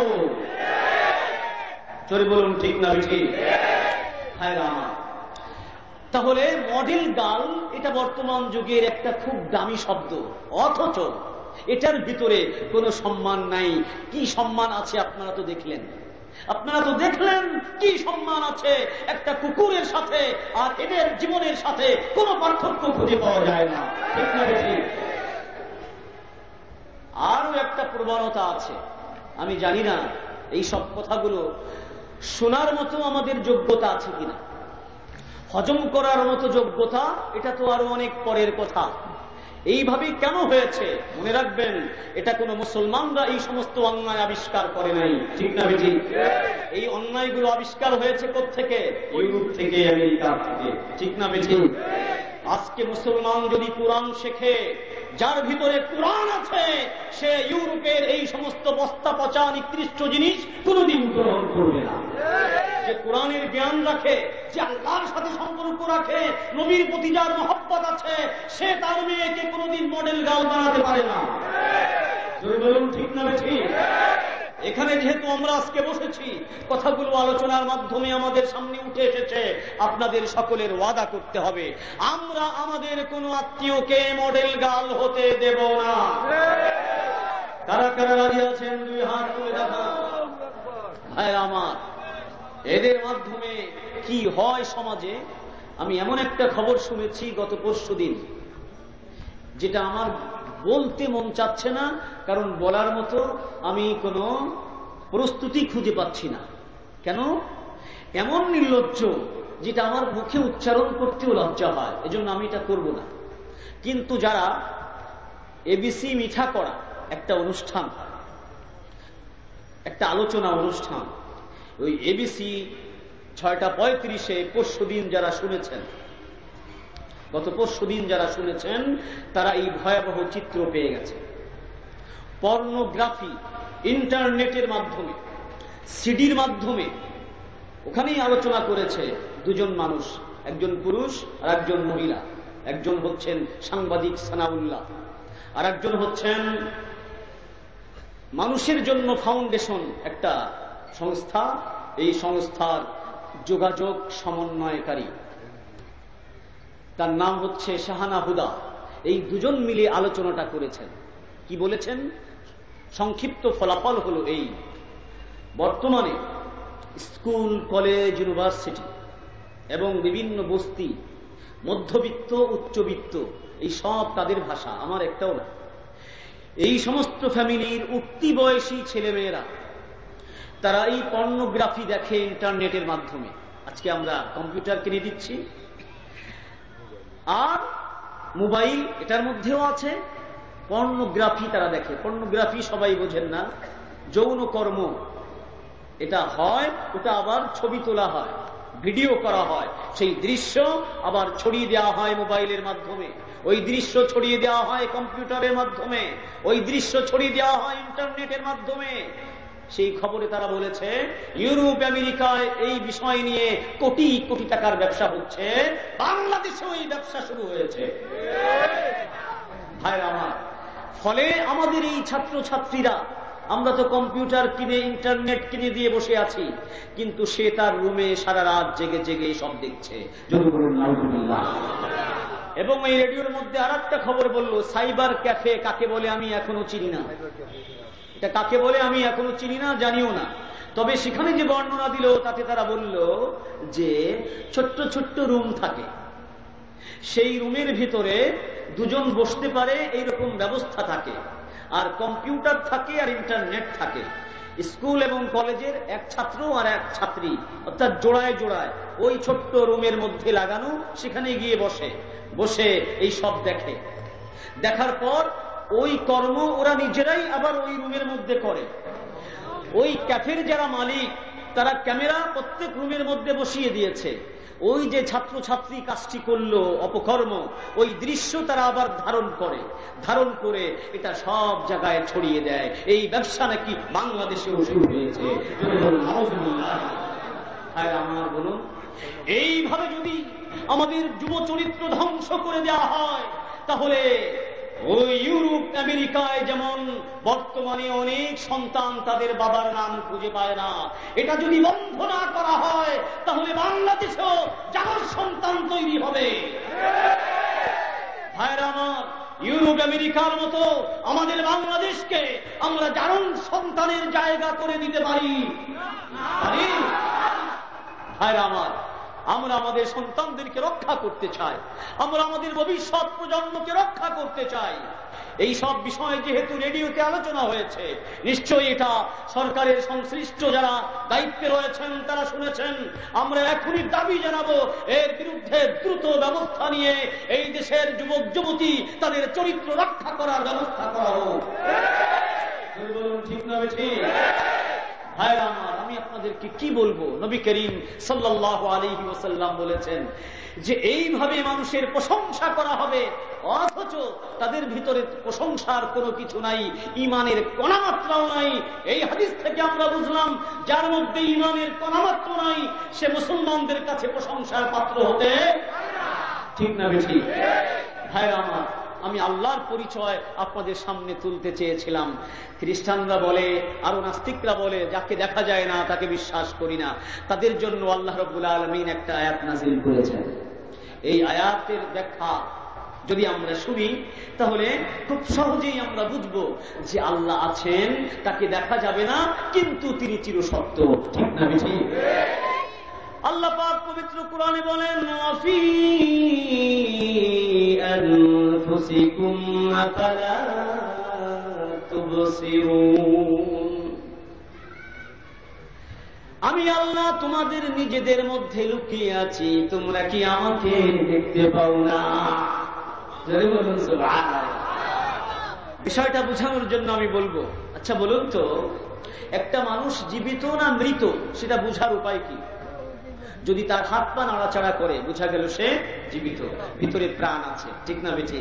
মুখে যদি কথা বলে, চোখে যদি দেখে, মাথা যদি চিন্তা করতে পারে, এরপর হাত পা যদি নাড়াচাড়া করে, তাহলে বোঝা যাবে সে জীবিত আছে, তার ভিতরে প্রাণ আছে, রূহ আছে। ঠিক না বেঠি?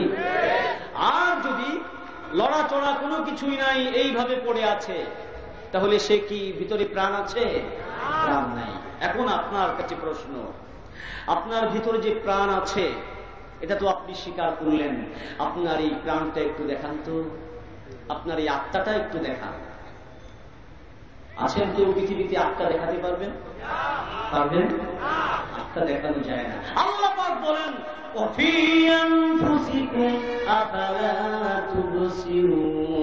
তুমি যদি নিজেকে নিয়ে চিন্তা করো তাহলে তুমি আমার অস্তিত্বের সন্ধান পেয়ে যাবে। সুবহানাল্লাহ। তোমার ভিতরে আমি আত্মা দিয়েছি, আত্মা আমার সৃষ্টি। আমার সৃষ্টি যদি এমন গুণান্বিত হয় যে তাকে না দেখেও তোমরা বিশ্বাস করো, আমরা আত্মাকে না দেখেও বিশ্বাস করি। আল্লাহ বলেন ওটা আমার একটা সৃষ্টি। আমার সৃষ্টিকে যদি না দেখে তোমরা বিশ্বাস করো তাহলে ওই সৃষ্টির যে স্রষ্টা সেই আল্লাহকে কেন না দেখে তোমরা বিশ্বাস করতে পারো না? আরেকটা উদাহরণ এর ভিতরেই আছে। আচ্ছা বলুন তো, আত্মা আছে এটা তো আমরা স্বীকার করলাম, আত্মা কিরকম দেখতে? আত্মা কিরকম দেখতে তো দেখাই যায় না, তাহলে কিরকম এটাও তো বলার কোনো উপায় নেই, ঠিক না বেঠিক? অতএব যদি কেউ বলে আল্লাহ কিরকম, তার কাছে প্রশ্ন, তুমি তো আত্মাকে স্বীকার করো। যে আত্মাকে স্বীকার করে না সে তো জীবিতই না, ও তো মুর্দা, ওর সঙ্গে কোনো কথাই নেই, ঠিক না বেঠিক? যদি আত্মাকে আমরা স্বীকার করি তাহলে বলো আত্মার রং কি? আত্মার রং আছে? কেউ দেখেছে আজ পর্যন্ত? আত্মার রং না দেখেও যদি আমরা আত্মাকে বিশ্বাস করতে পারি তাহলে আল্লাহর কোথায় রং? আল্লাহর কোনো আকার নাই, আত্মার যেমন কোনো আকার নাই আল্লাহর কোনো আকার নাই। বলুন ঠিক না বেঠিক? কবি খুব চমৎকার বলেছেন, दिल में तू आता है समझ में नहीं आता, बस समझ गया मैं यही पहचान तेरी है। আল্লাহ এমন এক মহান সত্তা যে একটু চিন্তা করবে তার অন্তরের ভিতরে আল্লাহর অস্তিত্ব ধরা পড়বে, কিন্তু এটা দিমাগ দ্বারা বোঝা যাবে না, কিন্তু অন্তর দ্বারা অনুভব করা যাবে। ঠিক না বেঠিক? এই অনুভব করার জন্য কি প্রয়োজন? প্রয়োজন হলো আমি যে আপনাদের কাছে ওয়াদা করেছিলাম, কোরআন শরীফের একটা আয়াতের ব্যাখ্যা করব খুব সংক্ষেপে। আল্লাহ বলেছেন ইন্নামা ইয়াখশাল্লাহা মিন ইবাদিহিল উলামা ইন্নাল্লাহা আজিজুন গফুর। যারা জ্ঞানী তারাই আল্লাহর অস্তিত্বে বিশ্বাস করে এবং আল্লাহকে ভয় করে। যারা জ্ঞানী, কে বলছেন? আল্লাহ বলছেন যারা জ্ঞানী। ওলামা মানে কি? জ্ঞানী। এখন আপনাদেরকে জিজ্ঞেস করতে চাই, যারা মাদ্রাসায় পড়ে আলেম হয়েছে শুধু তারাই কি আল্লাহকে ভয় করে? একজন রিকশাওয়ালা, ওই যে আলিমউদ্দিনের কথা শুনলেন, সে কি আল্লাহকে ভয় করে না? তাহলে এখানে আল্লাহ পাক কোন জ্ঞানের কথা বললেন? এখানে আল্লাহ পাক বললেন যে আল্লাহর জ্ঞান অর্জন করেছে সেই আল্লাহকে ভয় করে। আল্লাহর জ্ঞান কি? হাদিসের মধ্যে আসছে রাসুল ইলমি মারিফাতুল্লাহ। হে আমার যুবক ভাইরা, তোমরা মনে রাখো, আল্লাহর রাসূল বলছেন জ্ঞানের সবচেয়ে প্রধান অঙ্গ হচ্ছে আল্লাহর জ্ঞান। প্রধান জ্ঞান কি? আল্লাহর জ্ঞান। সুতরাং তুমি যখন আকাশের দিকে তাকাবা, তুমি মন থেকেই প্রশ্ন করবা আকাশ কে বানাইলো? যে বানিয়েছেন তিনি আল্লাহ। সূর্যের দিকে তাকাও, সূর্য কে সৃষ্টি করলো? যে সৃষ্টি করেছে সেই আল্লাহ। জমিনের দিকে তাকাও, জমিন কে সৃষ্টি করলো? যে সৃষ্টি করেছে সেই আল্লাহ। এইভাবে যদি আমরা আল্লাহর জ্ঞান হাসিল করি তাহলে আল্লাহর ভয় আমাদের অন্তরে জাগবে। কেন জাগবে? তিনি অনেক ক্ষমতাশীল, তার ক্ষমতার কোন শেষ নাই। তিনি সব পৃথিবীর মানুষকে বানান আবার মৃত্যু দান করেন। এইভাবে আমাদেরকে বানিয়েছেন, আমাদেরকে মৃত্যু দান করবেন। এইভাবে আমরা শেষ হয়ে যাব না, কিয়ামতের দিন আবার তিনি আমাদেরকে ডাকবেন এবং জিজ্ঞেস করবেন, তোমাদেরকে দুনিয়াতে এমনি এমনি পাঠাইনি, পাঠিয়েছিলাম আমার আনুগত্য করার জন্য, আমার গোলামি করার জন্য। গোলামি করেছো? যদি আমরা সেদিন গোলামি করে থাকি আল্লাহ পাক পুরস্কার দেবেন, জান্নাত দেবেন। গোলামি না করে থাকি, বিজ্ঞানীদের কথায়, বুদ্ধিজীবীদের কথায়, নাস্তিকদের কথায়, ইউরোপের কথায়, আমেরিকার কথায় যদি বলি যে আমরা তো এগুলো বিশ্বাস করতাম না, সেদিন এই কথা বললে নাজাত পাওয়া যাবে না, নিজের দাঁত দিয়ে নিজের আঙ্গুল কাটতে হবে। আল্লাহ পাক পবিত্র কালামে বলে দিয়েছেন, ওয়ায়াকুলুল কাফিরু ইয়া লাইতানি কুনতু তুরাবা। দুনিয়াতে যারা আল্লাহকে না মেনে নিজের মত মতো চলছে, নাস্তিকতার পথ গ্রহণ করেছে, এবং অনেকে বলে, গর্ব করে বলে, কি বলে, আমি হিন্দু না মুসলমান না। একজন সাংবাদিক একসঙ্গে গাড়িতে যাচ্ছি, কথায় কথায় তার সঙ্গে কথা হলো, তিনি তার নামও বললেন, পরিচয়ও দিলেন। আমি তার নাম আপনাদের সামনে বলতেও চাই না, পরিচয়ও দিতে চাই না। তিনি বললেন, একজন সাংবাদিক হিসেবে আমি হিন্দু না মুসলমান না। সাথে সাথে আমি তাকে পাল্টা প্রশ্ন করলাম, তাহলে সাংবাদিকতা এমন একটা পেশা, যে এই পেশা যদি ভালোভাবে করতে হয় তাহলে হিন্দু মুসলমান থাকা যায় না, এই তো আপনার কথার অর্থ? বলল যে হ্যাঁ, এটাই আমার কথার অর্থ। তখন আমি বললাম, আচ্ছা ঠিক আছে, আপনি যখন সাংবাদিক তখন আপনি কারো সন্তান না, আপনার কোনো বাপও নাই, আপনার কোনো মাও নাই। হুজুর এটা কি করলেন, এটা কি করলেন? আমি বললাম হ্যাঁ, সাংবাদিক হলে যদি আল্লাহকে বাদ দিতে হয় তাহলে সাংবাদিক হলে আল্লাহর চেয়ে অনেক ছোট, অনেক ছোট, কোনো তুলনাই হয় না। ওই মা বাবাকে রেখে আল্লাহ কি ওটাকেও বাদ দিয়ে দেয়? না না, মা বাবার পরিচয় বাদ দিলে তো সবাই জারজ সন্তান বলবে। তাই বললাম, যদি মা বাবাকে বাদ দিলে জারজ বলা হয়, তাহলে যদি আপনি আল্লাহকে বাদ দেন তাহলে আপনাকে কি বলা হবে? আপনাকে তো কুলাঙ্গার বলা হবে। সুতরাং একজন মানুষ যেমন মা বাবাকে বাদ দিতে পারে না, ঠিক তদ্রূপ একজন মানুষ আল্লাহকেও বাদ দিতে পারে না। ঠিক না বেঠিক? সুতরাং এই সব জ্ঞান যদি অর্জন করতে হয় তাহলে আল্লাহর জ্ঞান অর্জন করতে হবে, কোরআন শিখতে হবে, হাদিস শিখতে হবে, আলেমদের সঙ্গে চলতে হবে, নিজের সন্তানকে হাফিজ এবং আলেম বানাতে হবে। কারা কারা রাজি আছেন? দুই হাত তুলে দেন। মাশাআল্লাহ, মাশাআল্লাহ। ভাইরা আমার, এই যে মাদ্রাসার মাহফিল, এই মাদ্রাসায় এমন জ্ঞান শিক্ষা দেওয়া হয় যে জ্ঞান শিখলে শুধু এই দুনিয়াতেই চাকরি পাওয়া যায় না, এই দুনিয়ার পরে আরেকটা দুনিয়া আছে, অনন্তকাল চলবে, সেখানে বাদশাহী পাওয়া যায়।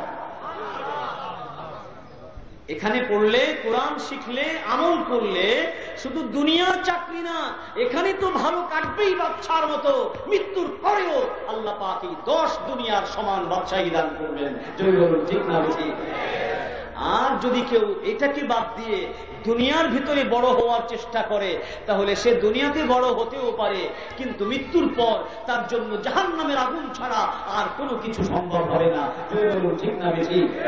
সুতরাং মাদ্রাসার এই মাহফিলে আপনাদের সকলকে আমি আহ্বান জানাবো। মাদ্রাসাটা নতুন হয়েছে, ইমাম সাহেব অনেক আশা নিয়ে মাদ্রাসা করেছেন, এলাকাবাসী, কমিটির সদস্য, গণ্যমান্য ব্যক্তিবর্গ অনেক আশা নিয়ে এই মাদ্রাসা করেছেন।